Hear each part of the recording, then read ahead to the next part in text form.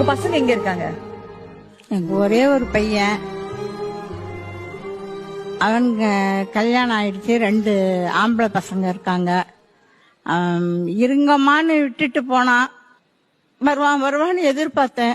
1 வருஷம் வரைக்கும் காத்திருந்தேன். வரல. இருக்கிற இடம் தெரியல, எங்க இருக்கான் என்னன்னு தெரியல. ஆனா என் மனசுக்குள்ள எங்கேயோ நல்லா இருக்கான் அப்படிங்கறது தெரியுது.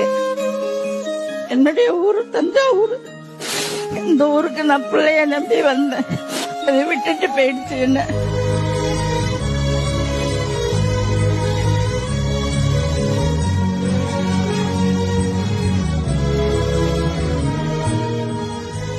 இதுக்கு முன்னாடி எப்படி இருந்ததோ உலகம், ஊரு, பிள்ளைங்க எல்லாம்.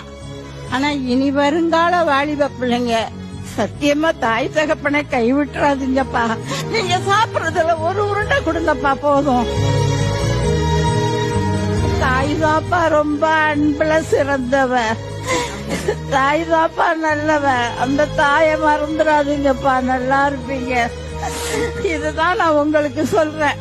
வேற எதுவும் இல்லை. நீங்க என்ன வேணா சம்பாரிங்க, எப்படி வேணா வாழுங்க.